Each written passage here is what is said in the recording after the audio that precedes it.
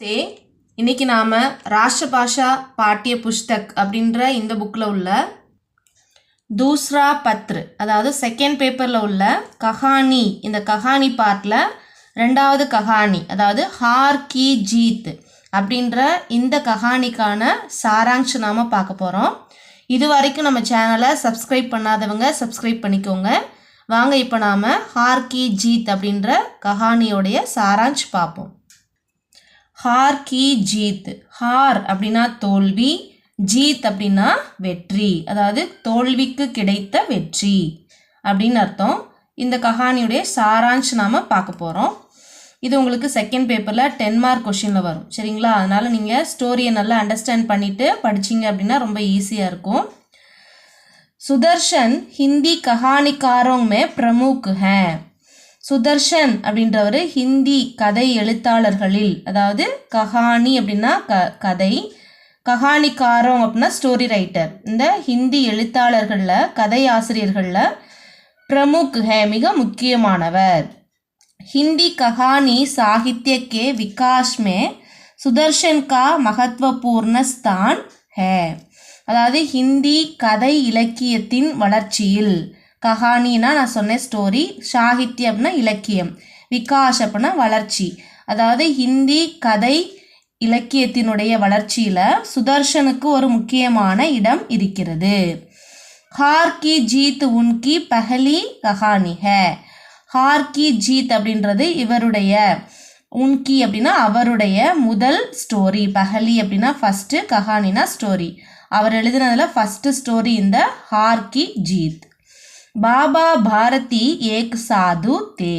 பாபா பாரதி அப்படின்றவர் ஒரு துறவி, ஒரு என்ன சொல்கிறது, ஒரு முனிவர், ஒரு துறவி அப்படின்னு அர்த்தம். वे सब कुछ त्याग कर गांव के बाहर एक मंदिर में रहते थे. அவர் எல்லாவற்றையுமே, சப் குச் அப்படின்னா என்னது, எல்லாவற்றையுமே, தியாக கர் அப்படின்னா தியாகம், சாக்ரிஃபைஸ், எல்லாவற்றையுமே தியாகம் செய்துட்டு காவ் கே பாகர் கிராமத்தினுடைய வெளியில், அவுட் சைடு, ஏக் மந்திர்மே வெளியில் இருக்கக்கூடிய ஒரு கோயில், ஒரு கோயிலில் தான் அவர் வாழ்ந்து வந்தார். அவர் எல்லாத்தையுமே மக்களுக்கு கொடுத்துட்டு தன்னுடைய சொத்து பத்து எல்லாத்தையுமே தியாகம் செய்துட்டு ஊருக்கு வெளியில் இருக்கக்கூடிய கோயிலில் தான் அவர் வாழ்ந்து வந்தார். உன்கே பாஸ் அவரிடம் ஏக்கு சுந்தர் கோடாத்தா, ஒரு அழகிய குதிரை இருந்தது. சுந்தர் அப்படின்னா அழகிய, கோடா அப்படின்னா குதிரை இருந்தது. சால் மே உஸ்கே ஜோடுகா கோடா உஸ் பிரதேஷ் மே நஹி தா. சால்மே அந்த சுற்று வட்டார பகுதியில் அந்த மாதிரி, அதாவது இப்படிப்பட்ட ஒரு அழகான ஒரு குதிரை யாரிடமே இல்லை. பிரதேஷ்மே நஹிதா, யார்கிட்டையுமே இப்படிப்பட்ட ஒரு குதிரை இல்லை. பாபா பாரதி கோடேசே, பாபா பாரதி அந்த குதிரை மீது பஹுத் பியார் கர்தேத்தே, மிகவும் அன்பு செய்தார், மிகவும் அன்பாக இருந்தார்.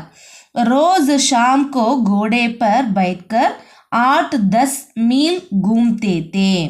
ரோஸ் தினமும், ஷாம்கோ ஈவினிங் டைமில், அதாவது டெய்லி சாயங்காலம், கோடே பர் அந்த குதிரை மீது அமர்ந்து கொண்டு, பைட்கர் அப்படின்னா அமர்ந்து கொண்டு, 8-10 மீல் घूमते थे 8லேருந்து 10 மைல் பார்த்தீங்கன்னா அந்த குதிரையில் உட்காந்து அவர் வந்து சுற்றுவாராம். கூம்தே அப்படின்னா சுற்றுறது, சரிங்களா? அதாவது நம்ம ஊர் சுற்றுறதுன்னு சொல்லுவோம்ல, அந்த மாதிரி 8லேருந்து 10 மைல் வரைக்கும் அந்த குதிரை மேலே சவாரி செய்வாராம் அவர். கோடேக்கோ லேக்கர், அந்த குதிரையை அழைத்து கொண்டு, வே ஃபூலே ந சமாத்தேத்தே, அவர் எந்த ஒரு பணம் பொருள் ஈட்டவில்லை, அதாவது அந்த குதிரையை வச்சு அவர் ஒன்றும் லாபம் பார்க்கவில்லை. ஃபூலே அப்படின்னா லாபம், அதாவது என்ன சொல்கிறது, எந்த ஒரு சம்பாத்தியம் அந்த மாதிரி எதுவும் அவர் ந சமாத்தேத்தே ஈட்டவில்லை. அதை வந்து ஒரு குழந்தை மாதிரி பார்த்துட்டு அவர் கூட வச்சுருந்தார். கோடேக்கா நாம் சுல்தான் தா, அந்த குதிரையினுடைய பெயர் சுல்தான். கட்கசிங் வஹாங்கா ஏக் டாக்கு தா. கட்கசிங் அதாவது கட்கசிங் அப்படிங்கிறவன் அங்கே உள்ள ஒரு திருடன். லோக் உஸ்கா நாம் சுன்கர் காம்புதே தே, மக்கள் அவனுடைய பெயரை கேட்டாலே மிகவும் நடுங்குவார்கள். காம்பத்தே அப்படின்னா பயப்படுறது, ஃபியர் அப்படின்னு அர்த்தம். அதாவது ரொம்ப பயப்படுவாங்க, ரொம்ப பயந்தால் நம்ம என்ன செய்வோம், நடுங்குவோம் அப்படின்னு சொல்லுவோம்ல, அந்த மாதிரி மக்கள் அவனோட பெயரை கேட்டாலே ரொம்ப பயந்து நடுங்குவாங்க. உஸ்னே சுல்தான் கே பாரேமே சுனா, அவனுக்கு இந்த சுல்தானை பற்றி தெரிய வந்துச்சு. அதாவது அந்த சுல்தானை பற்றி, அந்த அழகான குதிரை, பாபா பாரதியுடைய குதிரையை பற்றி அவன் கேள்விப்பட்டான். வாஹு ஏக் தின் பாபா பாரதி கே பாஸ் ஆயா, அவன் ஒரு நாள் அந்த பாபா பாரதி கிட்ட வந்தான். உஸ்னே கோடா தேக்கா, அந்த குதிரையை பார்த்தான். தோ உஸ் பர் உசே படா மோஹ் ஹோ கயா, அந்த குதிரையை பார்த்துட்டு அந்த குதிரை மீது ரொம்ப அவன் பேராசை கொண்டான். மோஹ் அப்படின்னா ஆசை, பேராசை அப்படின்னு அர்த்தம். இந்த மாதிரி இந்த குதிரையை நம்ம எப்படியாச்சும் நம்ம அபகரிச்சே ஆகணும் அப்படின்னு சொல்லிட்டு அந்த குதிரை மேலே ரொம்ப அவன் ஆசைப்பட்டான். கிசி ந கிசி, எப்படியாச்சும், கிசி ந கிசி தரகு சுல்தான் கோ ஹடப்னே கி டான் லீ, எப்படியாச்சும் நம்ம எந்த வழியிலையாச்சும் சுல்தான் அந்த குதிரையை நம்மக்கிட்ட நம்ம கைவசப்படுத்தணும் அப்படின்னு அவன் நினச்சான். ஜாத்தே ஜாத்தே உஸ்னே கஹா, போகிறப்பெல்லாம் அவன் சொல்லுவானா, Babaji is கோடேக்கோ Aapke pass Rehne நஹி தூங்கா, பாபாஜி இந்த குதிரையை நான் உங்ககிட்ட இருக்க விட மாட்டேன், இந்த குதிரையை நான் உங்ககிட்ட இருக்கவே விட மாட்டேன் அப்படின்னு சொல்கிறான். அதாவது என்ன அர்த்தம், எப்படியாச்சும் இந்த குதிரையை நான் அபகரிச்சிருவேன் அப்படின்னு சொல்கிறான். யஹ் சுன்கர் பாபா பாரதி பேச்சைன் ஹோ கயே, இதை கேட்ட உடனே பாபா பாரதிக்கு அப்படியே தலையே சுற்றிருச்சான். ரொம்ப அவர் அப்படியே என்ன சொல்கிறது, ரொம்ப அப்படியே அவர் ஐயோ அப்படின்னு சொல்லிட்டு அவர் ரொம்ப பயந்து அவருக்கு தலையே சுற்றிருச்சான். சதா உன்கே மன்மே டர் ஹோத்தா ரஹா கி கஹி கட்க சிங் ஆக்கர் கோடேக்கோ லேன ஜாயே, அவர் எப்போவுமே அவன் சொன்னதை கேட்டு அடிக்கடி அவர் மனசில் நினச்சி பயந்துட்டே இருப்பாராம். சதா அப்படின்னா எப்பொழுதுமே, உன்கே மன்மே அவருடைய மனசில், டர் ஹோத்தா ரஹாக்கி பயம் வந்துட்டே இருக்குமா, கஹி எப்பயாச்சும் கடுகசிங் ஆக்கர் கோடேக்கோ குதிரையை எடுத்துகிட்டு போயிடுவானோ அப்படின்னு அவர் அதை நினச்சி ரொம்ப பயந்துட்டே இருந்தாராம். யஹ் கட்னா ஹோக்கர் குச் சமை ஹோ கயா, இந்த இன்சிடெண்ட்டு யஹ் கட்னா அப்படின்னா இந்த இன்சிடெண்ட்டுக்கு பிறகு கொஞ்ச நாள் ஆயிடுச்சா, அந்த இன்சிடெண்ட் நடந்து இப்போ கொஞ்ச நாள் ஆயிடுச்சு. குச் சமை ஹோ கயா, கொஞ்சம் டைம் ஆயிடுச்சு, கொஞ்சம் நாட்கள் ஆகிவிட்டது. பாபாஜி பி இஸ் கட்னாக்கோ பூல் கயே தே, பாபாஜியும் இந்த இன்சிடெண்ட்டை மறந்தே போயிட்டாரு.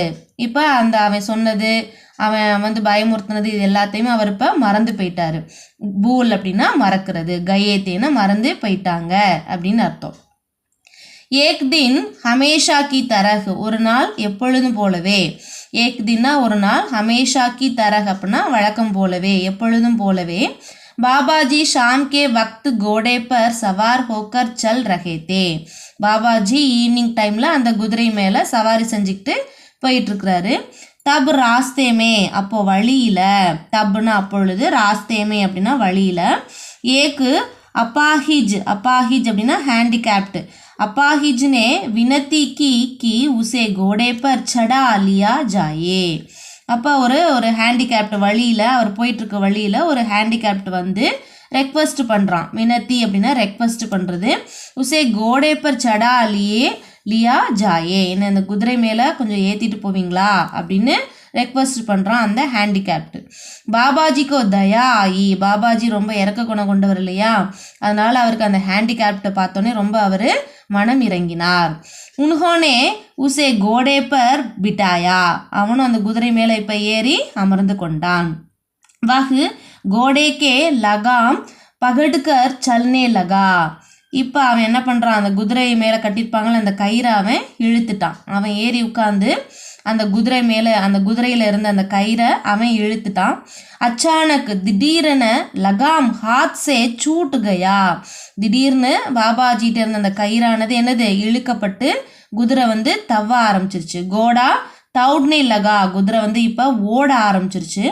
வாகு அப்பாஹிஜ் டீக் சே பைட் கயா, அந்த ஹேண்டிகேப்ட் அந்த உடல் ஊனமுற்றவர் இப்போ எப்படி உட்காந்துருக்கான், டீக்கு சே நல்லா நிமிந்து நல்லா ஜம்முன்னு உட்காந்துட்டான். முதல்ல எப்படி உட்காந்துருந்தான், ஒரு ஹேண்டிகேப்ட் எப்படி உட்காருவோன்னா அந்த மாதிரி உட்காந்துருந்தான். இப்போ அந்த கயிறு அவனுடைய கைக்கு வந்தோடனையும், குதிரையுடைய அந்த கயிறு அவன் கைக்கு வந்தோடனையும் குதிரை ஓட ஆரம்பிச்சிருச்சு. இப்போ அவன் நல்லா நிமிந்து வசதியாக உட்காந்துக்கிட்டான்.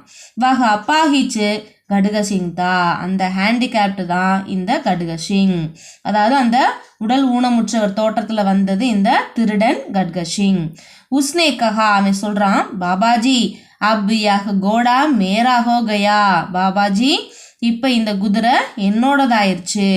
கஹ்தே வஹ் சல்னே லகா, சொல்லிட்டே அந்த குதிரையை அவன் இழுத்துட்டு போயிட்டே இருக்கிறான். பாரதி ஏக் க்ஷன் கே லியே அவாக் ரஹே. பாபா பாரதி அப்படியே ஒரு செகண்ட் அவர் அப்படியே திக்குமுக்காடிட்டார். அதாவது அவர் வந்து என்ன செய்யறதுனே தெரியாமல் அவருக்கு அப்படியே ஷாக் ஆகிட்டார். அவாக்குன்னா ஷாக் ஆகிறது. ஏக் ஷன் அப்படின்னா ஒரு செகண்ட், 1 செகண்ட் அவர் அப்படியே ஷாக் ஆகி, லேக்கின் துரந்த் சம்பல் கயே, அப்புறம் டக்குன்னு அவர் நார்மல் இதுக்கு வந்துட்டார். சரிங்களா? அதாவது லேக்கின் ஆனால் துரந்த் உடனே, சம்பல் கயே அவர் நார்மல், அதாவது நார்மல் பொசிஷனுக்கு அவர் வந்துட்டார். உன்ஹோனே கடுகசிங் கோ ரோக்கர் கஹா கி மான்தா ஹூம் கி யஹ் கோடா துமாரா ஹோ சுகா. அப்போ அவர் சொல்கிறாரு, கடுகசிங் கிட்ட சொல்கிறாரு, கடுகசிங் நிப்பாட்டு, அதை நிப்பாட்டு, இவ்வளோ ஃபாஸ்ட்டாக போகாத, நிப்பாட்டு. ஆனால் ஒன்று மட்டும் ஞாபகம் வச்சுக்கோ, ஒன்று தெரிஞ்சுக்கோ, மான்தா ஹூங்கி தெரிஞ்சுக்கோ, யஹ் கோடா துமாரா ஹோ ஜுகா, இந்த குதிரை இப்போ உன்னோடதான் ஆயிடுச்சு. மே கோடா நஹி மாங்குங்கா, அதாவது இந்த குதிரையை நஹி மாங்குங்கா, நான் இப்போ கேட்க மாட்டேன், உன்கிட்ட நான் கேட்க மாட்டேன். லேக்கின் ஆனால் இஸ் கட்னா கே பாரே மே கிசி சே குச் ந கஹ்னா, இந்த இன்சிடெண்ட்டை பற்றி யார்கிட்டையும், கிசி சே யாரிடமும், குச் ந கஹ்னா சொல்லாத அப்படின்னு சொல்கிறாரு. அதான் அந்த குதிரை இப்போ உன்னோடதாயிருச்சு, நீ வந்து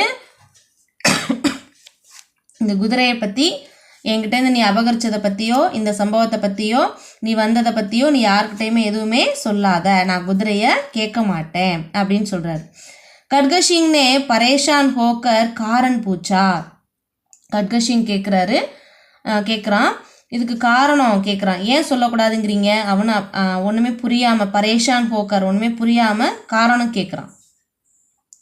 तब बाबा भारती ने कहा कि यह बात किसी को मालूम हो जाए.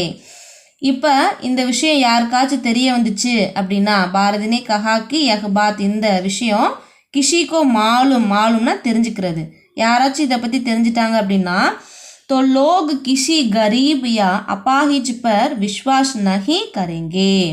மக்கள் யார், அதாவது இந்த விஷயத்தை பற்றி தெரிஞ்சிட்டாங்க அப்படின்னா மக்கள் வந்து ஏழைகளுக்கோ அல்லது ஊனமுற்றவங்களுக்கோ என்னது உதவி செய்ய மாட்டாங்க, அவங்க மேலே எந்த ஒரு நம்பிக்கையுமே வராது. விஸ்வாஸ் நகி கரேங்கே உன்ஹே உன் பர் தயா நகி ஆயேகி.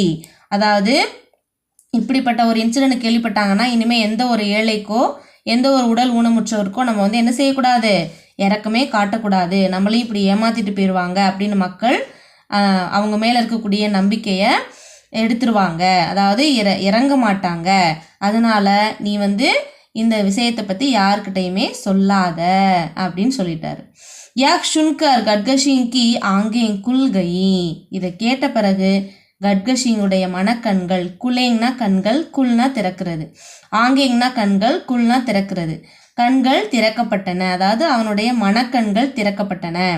நம்ம அவருடைய குதிரையை அவரை ஏமாற்றி நம்ம அபகரிச்சிட்டோம், அந்த சூழ்நிலை கூட அவர் வந்து என்னது மக்களை பற்றியும் இந்த ஏழைகள் ஊனமுற்றவர்கள் மேலே இறக்கம் பட மாட்டாங்களேன்னு அப்படி தான் அவர் கவலைப்படுறாரே தவிர தன்னுடைய குதிரை தன்னை விட்டு போயிடுச்சே அப்படின்னு அப்போ கூட தன்னை பற்றி அவர் யோசிக்கலை. அப்போ அந்த அளவுக்கு அவர் மக்கள் மேலேயும் அதாவது அடுத்தவங்க மேலே இறக்கம் காட்டுறது மேலேயும் அவர் எவ்வளவு தெளிவாக இருக்கிறாரு. ஆனால் நாம் எப்படி இருக்கோம் அப்படின்னு அவனே தன்னுடைய தவற உணரும்படி இந்த சம்பவம் இருந்தது. वह बाबा भारती के उच्च विचार के सामने एकदम हार गया.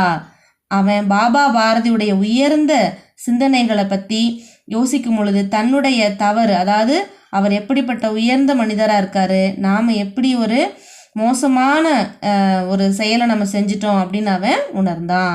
வாஹ் உசீதின் கோடேக்கோ அஸ்தபல் மே ஜோட்கர் சலா கயா. அன்றைய தினமே அந்த குதிரையை அஸ்தபல், அந்த குதிரைகள்லாம் வச்சுருப்பாங்கள்ல அந்த இடத்துல கொண்டு போய் விட்டுட்டு போயிட்டான். सुल्तान को पाकर बाबा भारती बेहद खुश हुए और सजल नेत्रों से कहने लगे. சுல்தான், அதாவது அந்த குதிரையை பெற்றுக்கொண்ட சந்தோஷத்தில் பாபா பாரதி ரொம்ப ஹாப்பி ஆயிட்டாரு. சஜல் நேத்ரோங் சே கஹ்னே லகே, அதாவது அவர் நேர்மையான கண்களோட இருந்ததை நினைக்கும் பொழுது அப் கரீபோங்கி சகாயத்தா சே கோயி முங்குன மோடேகா, இப்போ ஏழை மக்களுக்கு உதவி கண்டிப்பாக கிடைச்சிரும். ஏன்னா இந்த சம்பவத்தை பற்றி என்னது அவன் யார்கிட்டையும் சொல்லவும் மாட்டான். அதனால ஏழை மக்களுக்கு வரக்கூடிய உதவிகள் எல்லாம் சகாயத்தான உதவி, அது யாரிடமும் அது தடைப்படாமல் ஏழைகளுக்கு உதவியானது கிடைத்து கொண்டே இருக்கும் அப்படின்னு அவர் மனசுக்குள்ளே ரொம்ப பெருமிதமாக நினைத்து கொண்டார். இதுதான், அதாவது அவனுடைய தோல்வியிலையும் ஒரு வெற்றி கிடைச்சிருக்கு. அவன் அவருக்கு தோல்வி, ஆனால் அவனுக்கு தோல்வி, பாபா பாரதிக்கு வெற்றி. அதாவது தோல்வியிலையும் வெற்றி கிடைத்தது அப்படிங்கிறதா இந்த ஸ்டோரி. எப்போவுமே நம்மளுடைய செயல்கள் மூலமாக அடுத்தவங்கள நாம் மாற்றணும் அப்படிங்கிறதா அந்த ஸ்டோரியிலேருந்து நமக்கு கிடைக்கக்கூடிய மாறல். இது உங்களுக்கு ரொம்பவே யூஸ்ஃபுல்லாக இருந்திருக்கும்னு நினைக்கிறேன். பிடிச்சிருந்தால் லைக் பண்ணுங்கள், ஷேர் பண்ணுங்கள், சப்ஸ்கிரைப் பண்ணுங்கள். தன்யவாத்.